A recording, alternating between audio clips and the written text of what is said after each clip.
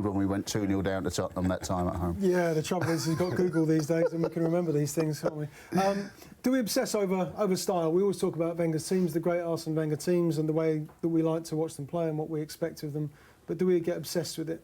I think we do. I mean, there is something special about how Wenger's played his football. And I've spoke to Steve Parish recently, and he said sometimes you play against Arsenal and you just end up laughing at how good they are with some of the things they do. It's ridiculous. They do play this distinctive brand of passing and moving football that will leave its own mark, irrespective of what happens now achievement-wise. But what's interesting for me about Arsenal, about style, is if you look at this season, the best results have actually come when they've had the least amount of possession. I think they've had under 50% possession something like 10 times, and those are the games like beating Man United, beating Man City, the win against Bayern at home, where they've done their best, and they've been at their worst when they've just kept the ball and been that old Arsenal. So it's definitely changing, but they're certainly not. They're not doing it in an ugly way. So I think you've got to look a little bit beyond, maybe stats and long balls and so on to see what's actually being done. As I say, Wenger has returned to a very kind of targeted counter-attacking style, the kind of thing that he had when he had Anelka and Overmars, and it can be just as thrilling as the passing football when it works. Sure. What do Chelsea do in terms of their own style from here, Paul? Because they're limping along at the moment under Hiddink, can't they? It doesn't quite seem to know what they're trying to achieve this season. I went to the training ground on Friday, and you sense in Hiddink this slight confusion, because the last time he had this job, that he inherited this incredibly strong group of players, and they just took up the baton and put everything right. But I think he knows he hasn't got that group of players anymore, so he's trying to find a formula that gets the best out of the underachievers, the Hazards and Pedros and people like that. And I don't sense around the club much conviction at the moment. I think Chelsea have come to the end of an era, really, when they could sack the manager and the results would just take care of themselves because the players would deal with it. I don't think they've got those players anymore, so they need a new formula, because Abramovich has always been able to say, well, it doesn't matter if I sack the manager because we still win a trophy every year. I don't think that's going to be true anymore. So I think they need a whole new direction, really. Yeah. I thought the reaction when they equalised against Everton told you what pressure they're actually under, because they celebrated it like they'd won a cup, and that was Chelsea equalising at home to grab a point. That's unthinkable for about a year ago that would cause so much joy for them. Yeah. Did they rip it up and start again, Martin? In terms of the squad that they've got, the existing players, Paul said maybe it's the end of an era, perhaps they've come to the end of a natural cycle. Do they start again? They have to start again with a new manager in the summer? If you see what I mean, Ash, what up and start again? I mean, there's not, we were talking about these two completely opposing clubs here, where Arsenal, there is a philosophy, there is something you could actually rip up. But if Wenger goes, Arsenal have got something they can rip up and go, right, well, that was, now we're going to get this guy and it's going to be different. What do Chelsea rip up? No one hangs around. No one actually creates a philosophy beyond the fact that Frank Lampard was a sensational midfield player, Didier Drogba was a sensational striker, John Terry is a sensational centre-back, and Peter Cech was a sensational goalkeeper, who they've then sold to Arsenal. So what are they actually ripping up? Because no one's ever been there long enough to actually create anything that you go, this is Chelsea, this is what we do. It's basically, here's some good players, and we're going to build it around these good players. Well, when you haven't got the good players, you actually haven't got anything. It's all sort of dissolved. And the money's changed, isn't it? Because they were always built around being able to buy the best, outspend anyone, and now they're probably about the third-place club in terms of spending, and it still looks like Abramovich is trying to, rein things in financially. They've got a new stadium to build, and if you look at the managers they're being linked with now, good managers, really good managers, but they seem to be a level just below that kind of, I guess, the Guardiola and Mourinho as he was level. It's people like Koeman and Mark Hughes and so on, the next big things, but not the kind of big things. And I just think that shows would you go to, where they're at. Would you go to one of those? You just mentioned Mark Hughes. It might well be the way that if they're not going to be this team of mega spending, then it might be the way to give a manager who's trying to build a career a chance to do something. But they'd have to give him time, and that's a hard thing to grasp. And he's never appointed a British manager. No, and he's never really withstood any kind of period where someone's building a team, has he? So it'd be out of character. Yeah. As time goes on, you suspect more and more that they got rid of the solution, not the problem, when they sacked Mourinho. I mean, there was a good case for sacking Mourinho on results, but actually, as I said earlier, the results haven't improved significantly, that tells you the problem was with the players, you know. And Abramovich has always backed that horse, sacked the manager and things will improve. Well, it's not really improving. No. Well, you can't just, you know, you can't just switch form on and off like a tap. Yeah. It's this idea that, oh, we weren't playing well, and now we'll suddenly start playing well. Yeah. You know, anyone who's played golf has splashed it straight into a lake and thought, right, well, the next one's going to be different. But it isn't really, because that's, you know, if you're... Not with those players, you know.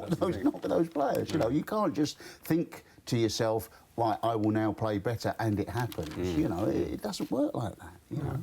Where do they turn to? Massimiliano Allegri at Juventus. Allegri. Have I got that right, finally? Yeah, Simeone at Atletico Madrid, where they've got a transfer ban, so I don't know if that changes his thinking. But you know, everyone tells you that he's very, very happy there. He's completely married to that club, and he might want to ride this one out. Who knows? I mean, Chelsea's not a long-term career move.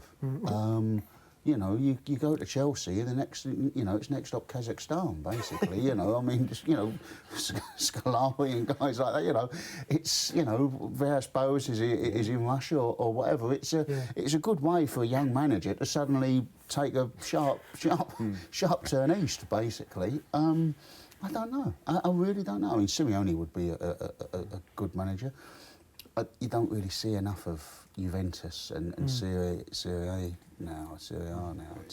Yeah. We just know by reputation got his team to the Champions League final last season, gave Barcelona a game in the but final. You know, that day to day, you know, how strong is the league and everything like that. We're not as familiar with Italian football as we used to. We're much more familiar with Spanish football now in terms of knowing the strength of the league. And they don't have Champions League to offer. And I think for someone like Simeone, for example... Unless they win it. Unless they win it, of course. And that's, you know, for someone like Simeone, that's a problem, because he sees himself as a Champions League manager, rightly so. Allegri may well be the same, so maybe that's why they're going that sort of level down, as it were. Yeah, some big decisions to make. OK, that's us done with Chelsea. They're 14th in the Premier League.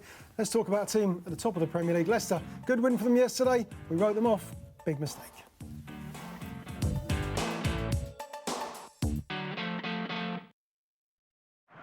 That's really opened them up. Here we go! So, you can fix a board, then you can fix a bike. And if you can fix a bike, then you can fix a car. If you can fix a car, then you can learn to fix a Lynx Mark 8 helicopter, a Pacific 24 sea boat, a 4.5-inch naval gun, a Samson radar system, or a Type 45 destroyer. And when you can fix all that, you'll be a Royal Navy engineer. Start your journey. Search Royal Navy Engineers. Blu-ray and DVD. These are the Cray twins.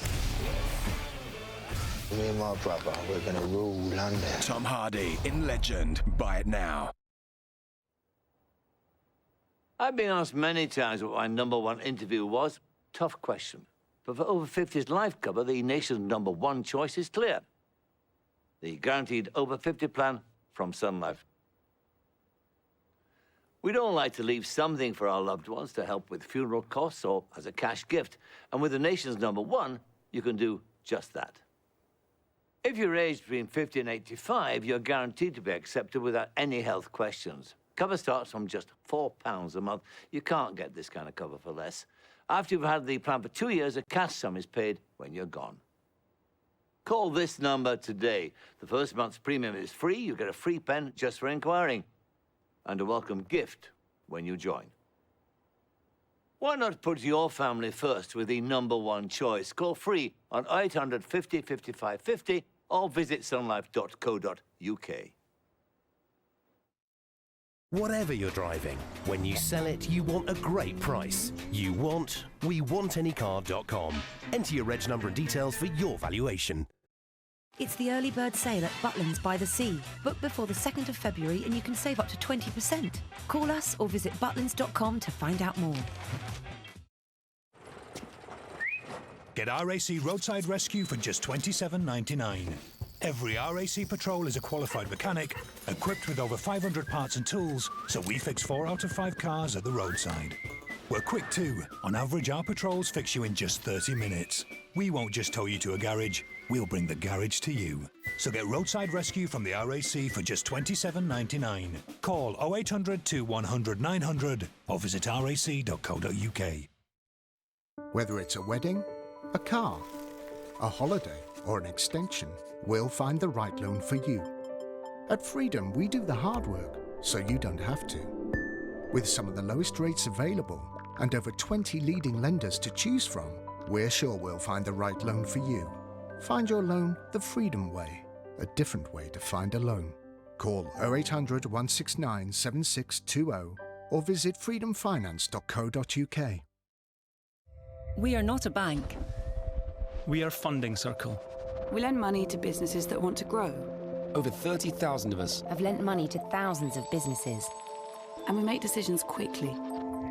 We have millions of pounds ready to lend, but no expensive branches. We have something far more valuable. We have each other. People just like you, lending at fair rates to businesses just like yours. Funding Circle. Fair loans for small businesses. Apply now and check if you're eligible in less than 60 seconds. Enjoy heart-stopping dramas with Sky box sets. I believe in curses. I believe in demons. I believe in monsters. Do you? I think someone's in the house. I'm Charlie Manson.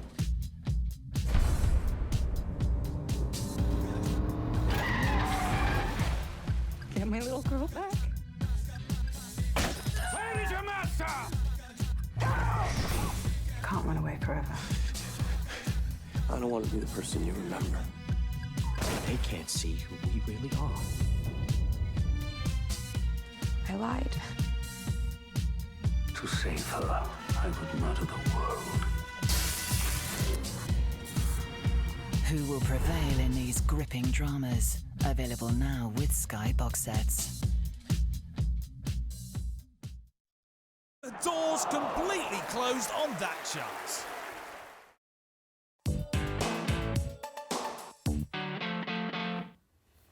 OK, let's talk Leicester now. 1 win in 7 before yesterday, Martin.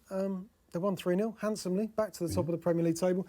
Did you think during that run, that sticky patch that they had, that perhaps it was all beginning to unravel for Claudio Ranieri and his team, or did you think that once Vardy was back from that injury, that all would be well again? Well, you would think any team that has won one game in 7, you know, it could go either way, couldn't it, really? And certainly with a team, I think we saw it last year with Southampton, that they were in a very strong position in the first part of the season and couldn't sustain it. And I think everybody has been waiting all season, not in a wanting it to happen, because you don't want it to happen. You know, the greatest scenario this season is that we got a champion, Leicester were the champions.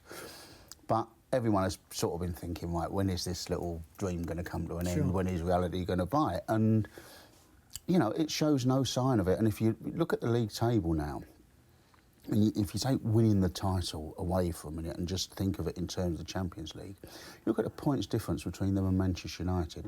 That's going to be hard to claw back. I don't care that it's Manchester United and Leicester. That is going to be hard to... Is it 10 points now? Well, 10 points, there's not a huge amount of the season left to go. We're coming towards the end of January. And Leicester 15 games to go. There's 15 games to go. There's 10 points. Leicester aren't going to be playing Arsenal and Manchester City every week. They're going to be playing a lot of teams that are nowhere near as good as them. That's going to be very hard. You've got to think very, very seriously that they're a Champions League team now, potentially a Champions League team next season. And the title, who knows? I mean, it's fantastic. Do you want the fairy tale for them to go on and win it? Not half. Absolutely. Yeah, absolutely I do. It's marvellous. I tell you what, that Leicester-Arsenal fixture, this could be my last appearance ever on Sky, but that Leicester-Arsenal fixture that was switched, you've only got to see the fixtures that were picked for February to see what people who are in charge of selecting those programmes thought was going to happen with Leicester. They weren't scheduled to be on Sky at all in February, and there was one match scheduled on BT, which was the Manchester City game, Man City versus Leicester. So the television companies looked at it and thought, no chance. Yeah. They're going, you know, we're going to end up with a lot of Leicester games that are 6th versus 12th or whatever, so we'll stay clear and let you know, and let what's going to happen take its course. But it didn't.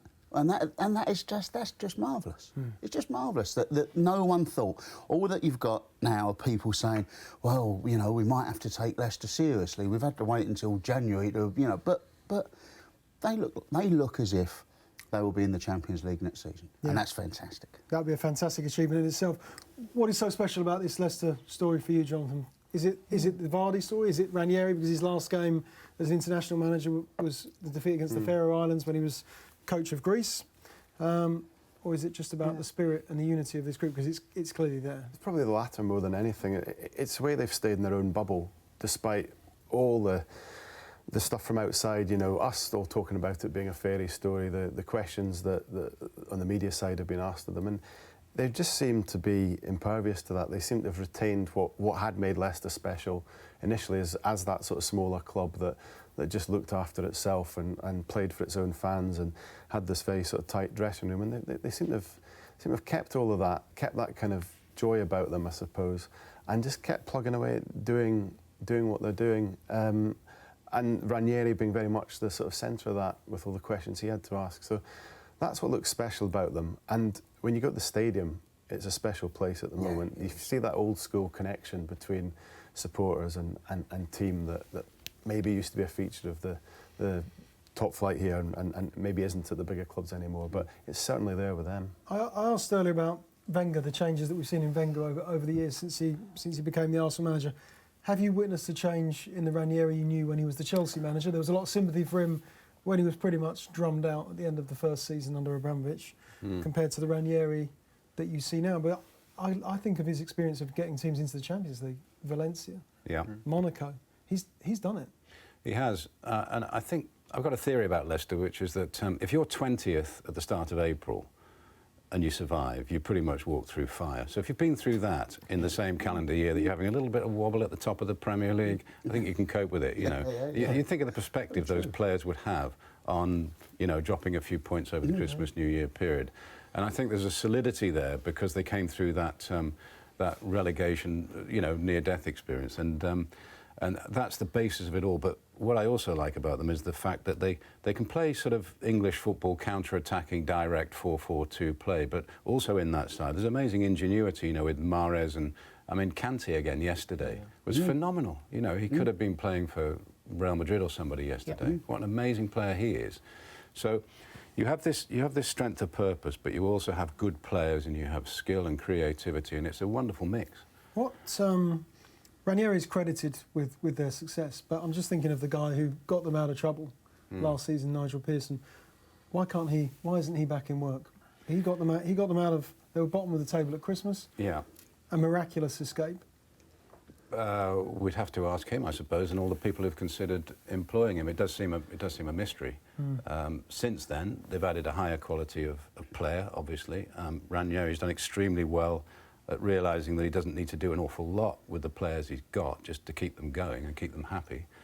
And they've scouted incredibly well, as we know. You know, their scouting department is absolutely off the scale. And when I look at Kante, again, you know, I wonder why most of the top clubs in Europe didn't look at him, didn't buy him. What was he, £5 million or something? Yeah. They've got a straight run now as well, haven't they? Out of the FA Cup, they were lost at home to Tottenham in midweek. Will that help them? Just focus. You've got 15 games before yesterday, 14 games in front of them. It's down to... It's got to help them with the smaller squad, hasn't it? Albeit that squad actually took... The B team took Tottenham to a cup replay, but that's got to help them. Just keeping it simple helps them. And there's no sign that Ranieri's going to overcomplicate things for them. And I think, you know, as Paul said, everything after you've survived that relegation will feel like a bonus and overachievement and bring them a happiness. So they're not going to get hung up, I don't think, about what happens from now. They're going to stay playing what they're playing, and they're almost setting a par for the teams like Manchester United and Spurs.